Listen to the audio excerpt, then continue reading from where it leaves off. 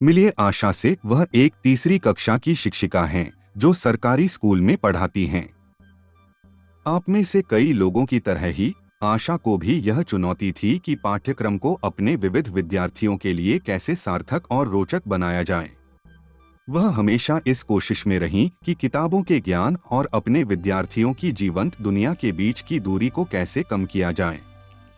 आशा ने सबसे पहले अपनी कक्षा 3 के बच्चों के लिए 1 महीने में हासिल करने योग्य स्पष्ट सीखने के प्रतिफलों की पहचान की और उन्हें परिभाषित किया। प्रथम भाषा हिंदी में वह चाहती थीं कि बच्चे संदर्भानुकूल शब्दों का उपयोग करके किसी दृश्य का वर्णन करें। द्वितीय भाषा के रूप में अंग्रेजी में संदर्भ से शब्दों के अर्थ की पहचान करना शामिल था।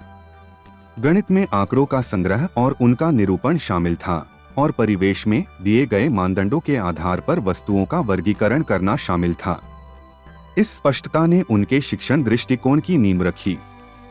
आशा ने महसूस किया कि विषयों को अलग अलग पढ़ाने से बच्चों की भागीदारी सीमित हो जाती है।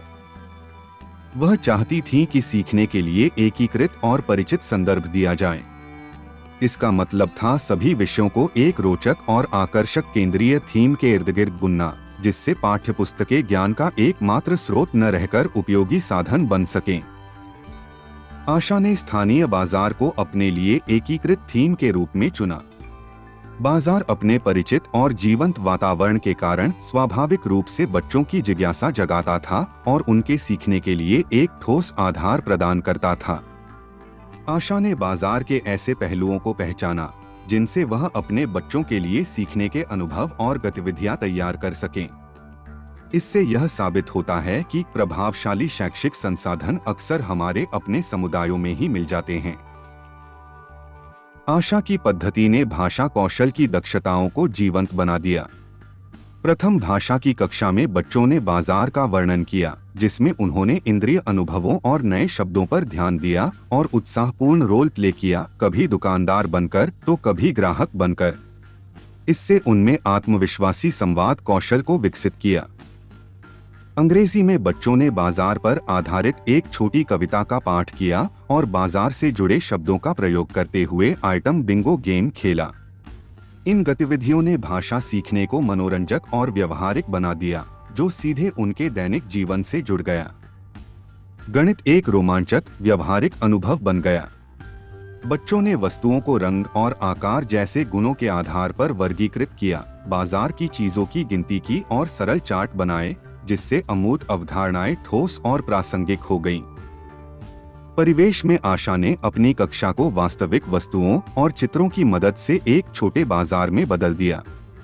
बच्चे बाजार के खोजी बने और संकेतों के आधार पर वस्तुएं खोजने लगे, जैसे स्रोत, उत्पत्ति और उपयोग। समूहों में उन्होंने वस्तुओं को नाम दिए और अपने साथियों के सामने प्रस्तुत किया, जिससे उनमें आलोचनात्मक सोच को बढ़ावा मिला। परिणाम सचमुच प्रेरणादायक थे। आशा की कक्षा के बच्चे स्पष्ट रूप से अधिक सक्रिय रहे और उन्होंने रटने के बजाय सक्रिय भागीदारी के माध्यम से अपने सीख को प्रदर्शित किया। मूल्यांकन स्वाभाविक बन गया और गतिविधियों के भीतर ही सहजता से जुड़ गया। थीम आधारित शिक्षण पारंपरिक सीमाओं से आगे ले जाता है। यह संवाद, तर्क, अवलोकन और अभिव्यक्ति जैसी क्षमताओं को विकसित करता है जो दैनिक जीवन से जुड़ी होती हैं। यह गहन समझ और दीर्घकालिक स्मरण को संभव बनाता है। साथ ही यह बच्चों को ज्ञान की आपसी जुड़ाव को देखने के लिए प्रेरित करता है। शिक्षा में बदलाव लाने की शक्ति आपके भीतर निहित है। अपने बच्चों के जीवन से जुड़ा कोई थीम चुनें और उस पर आधारित गतिविधियों की योजना बनाएं, ताकि प्रत्येक बच्चे का समग्र विकास हो सके।